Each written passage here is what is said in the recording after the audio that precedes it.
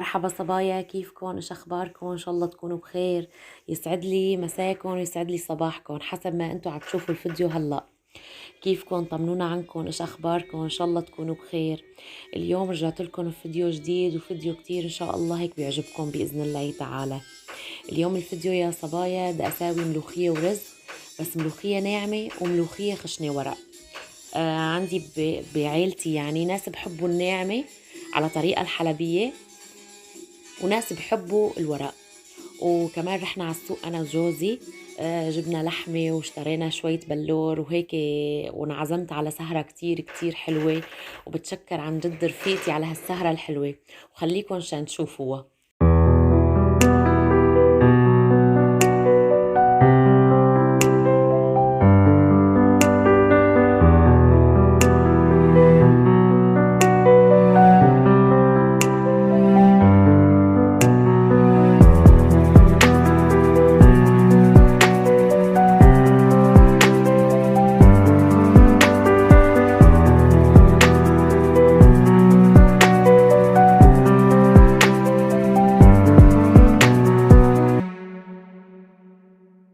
وهيك كانت سهرتي عند رفيقتي يا صبايا، عن جد بتشكرها من كل قلبي وكل ذوق، وبتمنى يكون عجبتكم.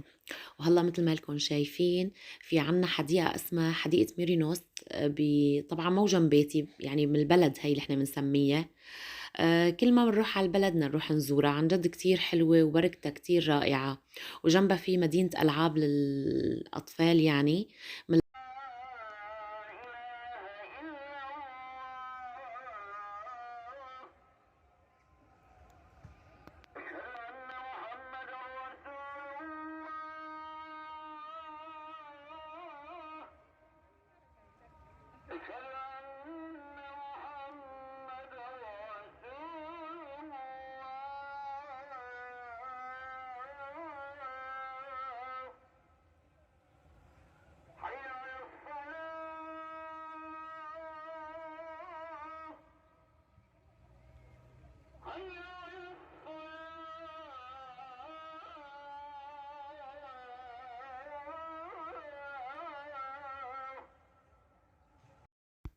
وحبيت يا صبايا انه اصور لكم هو وهيك عم بقدم اسمعكم صوت الاذان، خاصة ببلاد اوروبا ما عندهم صوت الاذان ابدا، فحبيت اهديكم هذا الاذان مشان هيك مثل ما بقولوا يعني يجيني حسنات باذن الله تعالى. وهلا هون يا صبايا كنا هون رجعنا. كنت نحن كل راس شهر او حسب يعني ما تخلص عندي كمية اللحمة بنروح انا وجوزي بنشتري لحمة وبنرجع، فحبيت هيك اطبقها. قلت فورا يعني رجعت، حتى كنت لابسة يعني شاكيتي تصوروا ما شلحته مباشر، قلت اطبقها بخاف ليقوم يصلى شي، كان صلى يعني شغلة ساعة ونص شيرينة، فخفت صراحة. وفي عندي هيك مثل ما لكم شايفين بقسم الكيس تبع اللحمة بالنص، احيانا بستخدم نص كيلو، احيانا بستخدم ربع، احيانا بستخدم كيلو، فعشان ما كلياته احله يعني للحمه، فبحب هيك اعمل. عرفتوا شلون؟ هذا الفروج ما بحب اقسمه لاني دوبه نص كيلو، يعني مثلا على اي شغله اللي انا بدي اساويها.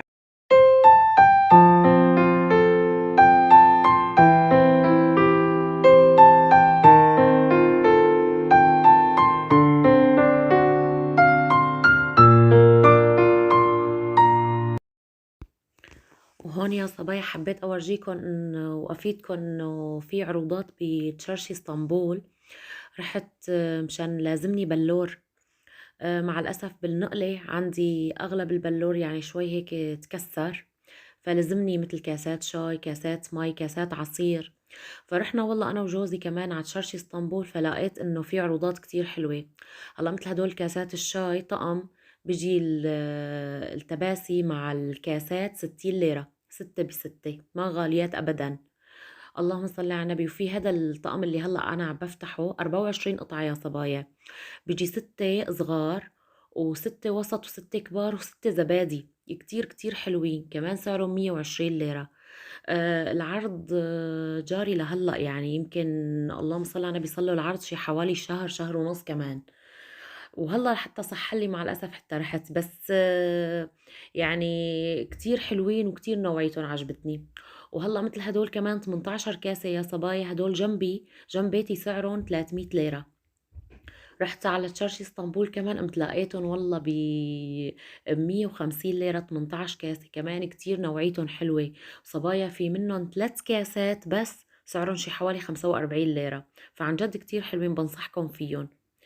وهلا مثل ما لكم شايفين يا صبايا بدي ابلش بطبختي تبعيت الملوخية. هي هون تاني نهار ما رحنا، قلت ايش بدي اطبخ، ايش بدي اعمل، فاللهم صلي على النبي قلت والله طبخة ملوخية كان صار لي زمان مالي طبختها، وجوزي كتير يعني مثل ما بقولوا يعني عشقه الملوخية كتير بحبها.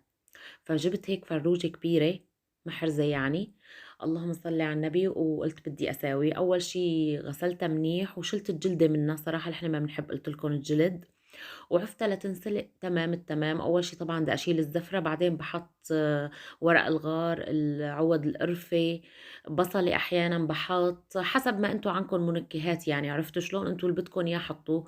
فايش ما حطيتوا منكهات بتطلع طيبة وما بعود فيها زنخة ابدا. وعندي الملوخية تبعيت المونة مع الأسف خلصانة، فجبت جاهزة هالمرة.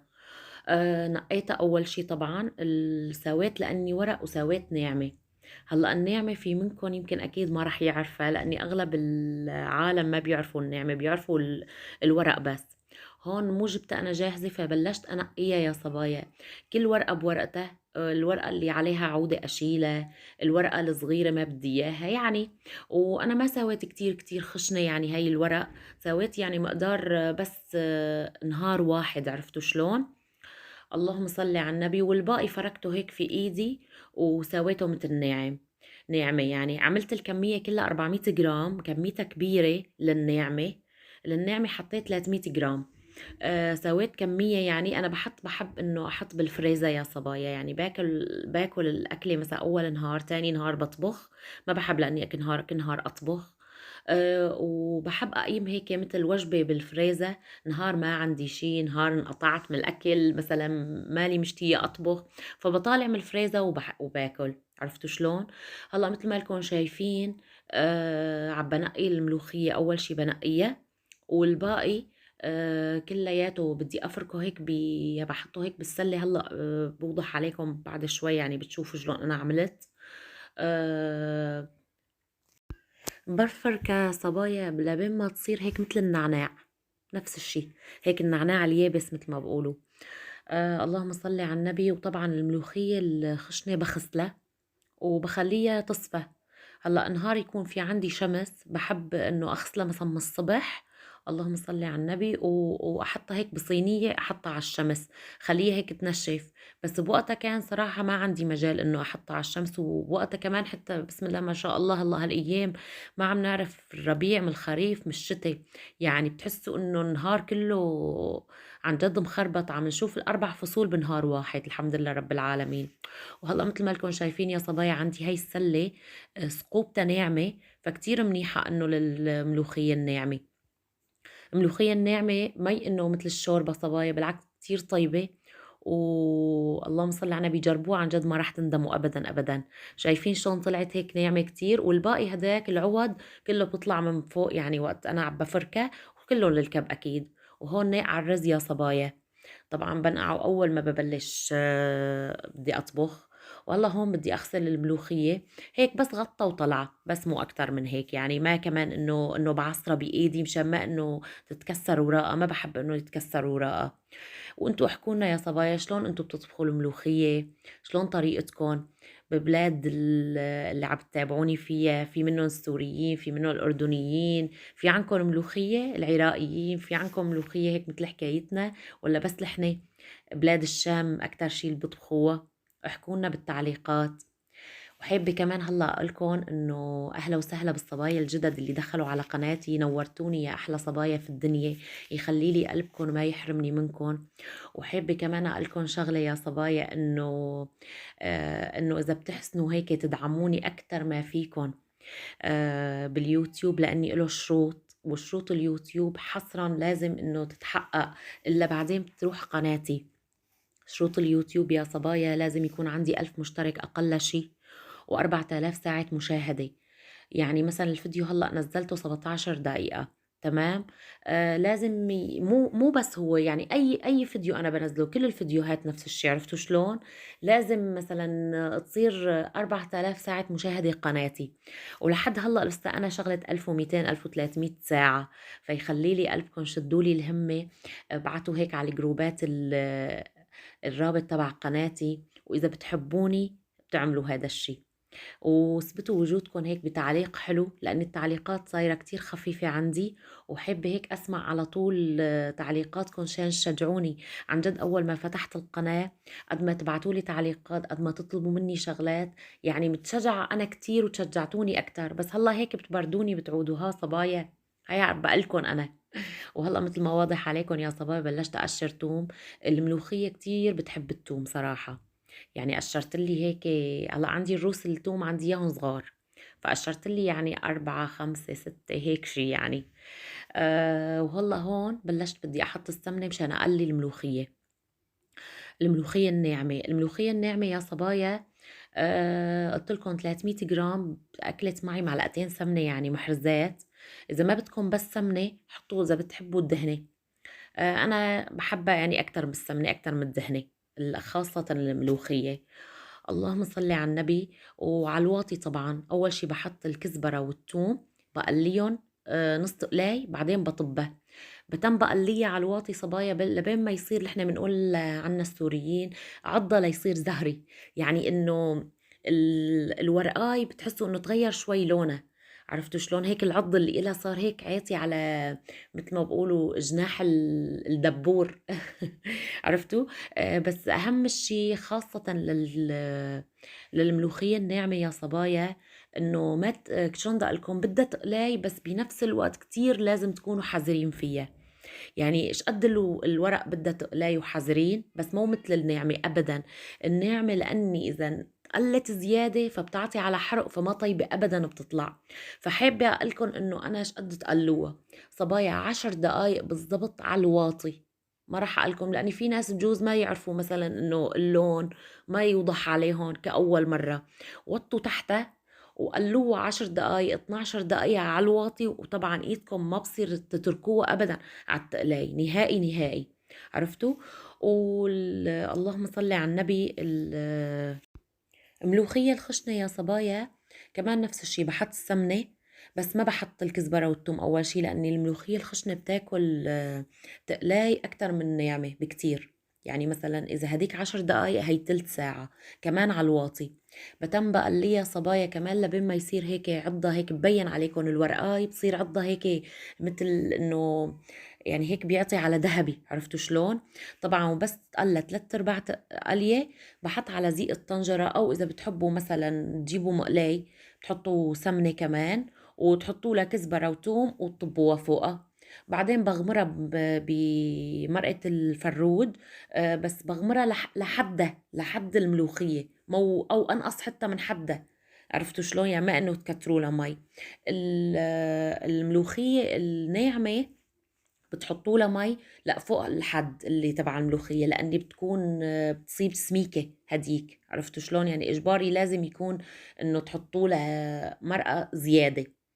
اللهم صل على النبي. وطبعا تحطوا لها ملحه وبس. وطبعا كون هون سالقين الفروج ومقطعينه. حبيت احط لها الملوخيه الخشنه فخاد، وحبيت احط لها الملوخيه الناعمه صدوره، حسب ما انتو رغبتكم يا صبايا. صراحه اثنيناتهم طيبين وعن جد لا يعلى عليهم. وملوخيه الخشنه يا صبايا بحب اعصر لها عصره ليمونه مشان ما تمط. هاي المطة ما تعطيها نحن ما بنحبها. بعكس أهالينا أهل مصر. أهلا وسهلا فيكم، حابة أقلكم هيك تحية كتير كبيرة لأهل مصر ولكلياتكم اللي عم تتابعوني أكيد من كل البلاد العالم. ومشتهية كتير كتير أدوق ملوخية المصرية صراحة. قد ما بتابع أحيانا مصريين بشهوني عليها، بس تبعيت المصاروي بحسها إلها مطة. نحن السوريين لا ما لها مطة أبدا. عرفتوا شلون؟ اللهم صل على النبي. للخشنة قلت لكم بحط لها عصرة ليمونة وبعيفها هيك شغلة 10 دقايق ربع ساعة. بوطي كمان تحت النار ما انه كتير بعليها بشكل وسط. بعيفها هيك مثل ما بقولوا تتعقد مع بعضها. وبطب الفروج اخر شي وخلصنا خلصت. ومنقدم جنب المنة يا صبايا رز بتحبوا صادة بتحبوا بشعيرية، حسب ما انتو بدكن، يعني انتو ورغبتكن، عرفتوا؟ ايه والله يا صبايا، أكلة كتير طيبة وأكلة ملوكية مثل ما بقولوا. واللي ما بيحب يا صبايا الفروج، بتحسنوا تضيفوا للملوخية الناعمة بدال فروج كبابة غنم. تحطوا لها ملح وبهار، تكوروها كرات، بعدين تقلوها بالدهنة، بعدين بتطبوها على الملوخية. عن جد بتطلع بدال ملوخية اسمها ملوخية، بتكون اسمها ملوكية. كتير كتير طيبة، أنا كتير بحبها أنا وجوزي وولادي. الله يسعدكم يا رب. ولهون يا صبايا قرب يخلص الفيديو اللي إلي اليوم. بتمنى يكون عجبكم، وبتمنى أكون خفيفة ظل على قلوبكم، يخلي لي قلبكم ما يحرمني منكم. وحابة أذكركم إنه اللي ما حط لايك يحط لي لايك، واللي ما اشترك يشترك، واللي ما فعل الجرس يفعله، مشان يصلوا كل شي جديد من عندي. يخلي لي قلبكم ما يحرمني منكم. استنوني في فيديوهات جديدة، وقولوا لي على طلباتكم بالتعليقات. وهلا دقلكم سلام.